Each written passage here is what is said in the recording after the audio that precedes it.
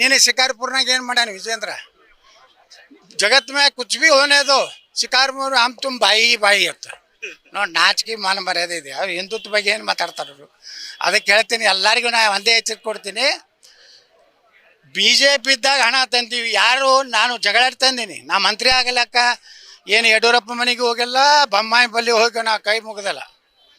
ನಗರದಾಗ ಡೆವಲಪ್ಮೆಂಟ್ ಮಾಡೀನಿ. ಈಗೂ 225 ಕೋಟಿ ರೂಪಾಯಿ ಹೆಚ್ಚು ಕಡಿಮೆ ಇವತ್ತು ರೊಕ್ಕ ಬಂದೈತಿ.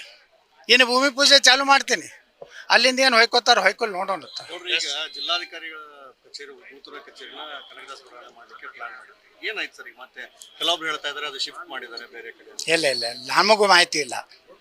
ಕನಕದಾಸ ಬಡಾವಣೆ ನಾವೇನು ಪೂಜೆ ಮಾಡಿವಲ್ಲ ಅದೇ ಜಾಗದಾಗ ಆಗ್ತೈತಿ. ಟೆಂಡರ್ ಆಗಿದೆ.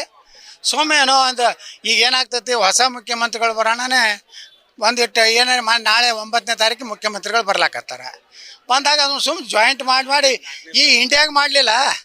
5,000 ಕೋಟಿ ರೂಪಾಯಿ ಕಾಮಗಾರಿ. ಒಂದರ ಇಂಡಿಯಾಗೆ ಚಲೋ ರೋಡ್ ಅದಾನು ಹುಡುಕಿ ಕೊಟ್ಟರೆ 100 ರೂಪಾಯಿ ಬಹುಮಾನ ಕೊಡ್ತೇನೆ ನಿಮ್ಗೆ.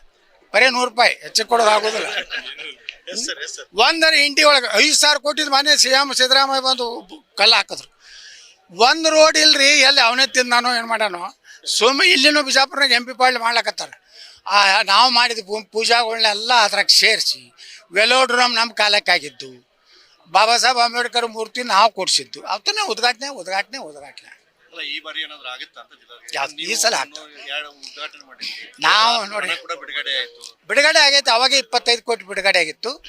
ಈ ಮಾತು MP ಪಾಳ್ಯರು ಬಂದ್ಮ್ಯಾಗ ಮಾಡಿಫಿಕೇಶನ್ ಮಾಡಿ ಅದು ನಾವು PWD ಕೊಟ್ಟಿದ್ದೀವಿ. ಈಗ ಕರ್ನಾಟಕ ಗ್ರಾಮ ಮಂಡಳಿ ಕೊಟ್ಟಾರ ಅಷ್ಟೇ.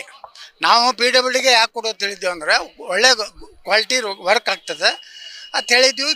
ಸ್ವಲ್ಪ ನಮ್ಮ MP ಪಾಳ್ಯರಿಗೆ ಸಾಬ್ರ ಮ್ಯಾಗ ಪ್ರೀತಿ ಅಲ್ಲ, ನಾವೆಲ್ಲ ಒಂದು ಗುಡಿ ಟೈಪ್ ಮಾಡಿದ್ವಿ. ಅದನ್ನು ಸ್ವಲ್ಪ ಮಸೂತಿ ಟೈಪ್ ಮಾಡ್ಯಾರ ಇಟ್ಟೇ ಮಾಡೋರು ನಮ್ಮ MP ಪಾಟೀಲ್. ಮತ್ತೇನು ಮಾಡೋದಿಲ್ಲ, ಇದ್ದಿದ್ದನ್ನೇ ಮಾಡೋದು. ನಾ ಮಾಡೀನಿ ಇವತ್ತಿನ ದಿವಸ, ನಾ ಮಾಡೀನಿ.